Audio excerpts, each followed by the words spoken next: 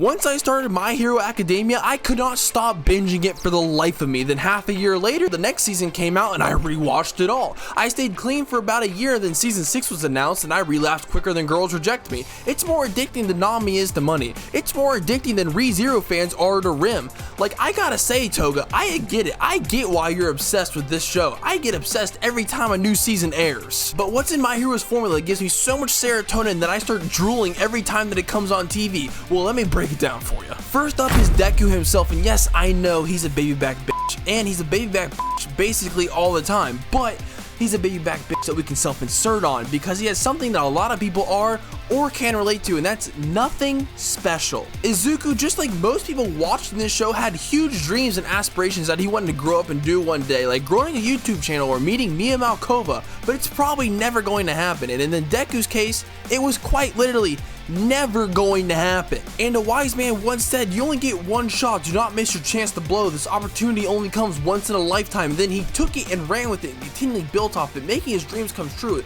like many of us want to but can't or couldn't, so we love to live through him watching him succeed at his dreams. The second reason are all the other baby back bitches in the show. I've never seen a show go so far of its way to create so many interesting side characters in story and in looks and spend so much time investing me into each and every single one of them. Not only do we meet every classmate of Deku's for better or for worse, but we met students in other grades and a ton of pro heroes and even the villains as well. And we don't just meet them either, we get their whole life stories and watch them overcome tough mental and physical obstacles. Some might even call it going plus ultra, just like some would say like and subscribe if you're enjoying. And then in each of these feats we see them either showing us their true colors like Lemillion's fight, as we see him fighting for what he believes in even without his quirk, the resolve to make your dreams come true like Deku in the sports festival, or character development like Endeavor's fight against the enhanced Nomu. And these special moments aren't reserved just for the good guys either. Horikoshi does not discriminate, the bad guys get some loving too, as we see the League of Villains all get backstories to show how they ended up where they are today.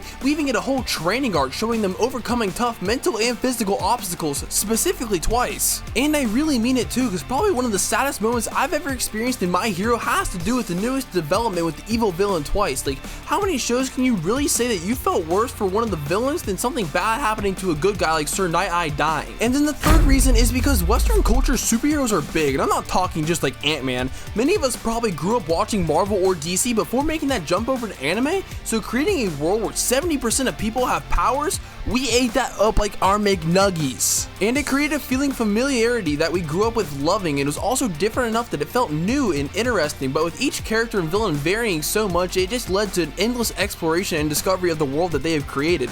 And with all the different powers and utilizations of them, it made every character we met immediately interesting without even having to get to know them. And then after you do get to know them, you learn that they're not just there to fulfill a part of the story. They've been living their entire lives in this world, and it just enhances the quality of the world building. And this is really shown well with Stain and how he pushes his social political agenda through the crimes that he commits, and gives us a good look at the large year span of issues that has been happening in this world, dealing with heroes and villains and establishing one of the really big first plot points in the story. And the fourth reason is the immersion. This show pulls you in with basically everything I've said so far: the self-insertion, the great side characters, and the world building, but without some of the crazy plot points like attempting to kill All Might, or the declaration of war against all of hero kind, or the actions of Deku fighting Overhaul or Shigaraki becoming as strong as the Isekai main character. The show just couldn't hit like Truck-kun. And then on top of these bold plot points and insane action sequences is the music that goes with it. It just creates such a tense atmosphere where you're on the edge of your seat waiting to see the outcome. One of the best examples I think in the entire series is when they play Might You, a slower, almost sad song during the Overhaul fight. This fight literally put me into sensory overload too, like with the story, the action, and the music. My body just didn't know how to react to everything happening on the screen, so it just teared up. And I'm not even kidding, I literally teared up watching this for the first time. And we haven't even talked about what most people even want to come to shonen anime like My Hero 4, the insane art and animation and the crazy over-the-top fight scenes. And there are so many examples through every season of this show, like Deku versus Bakugo multiple times,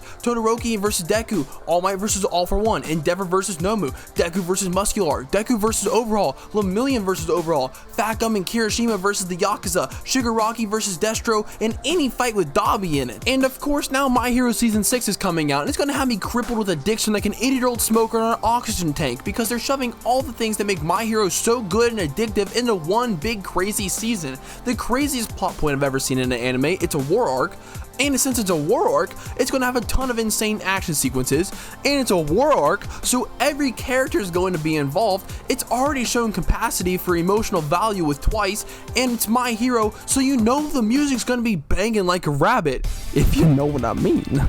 Needless to say, I'm ending this video, I'm leaving, I'm going to get an oxygen tank because I'm going to need it by the end of Season 6. I hope you enjoyed my video on My Hero and the new season that's coming out. If you did, make sure you like, subscribe, it really does help me out and mean a lot. And let me know what you think about My Hero and the new season that's coming out now, and I'll see you in the next one.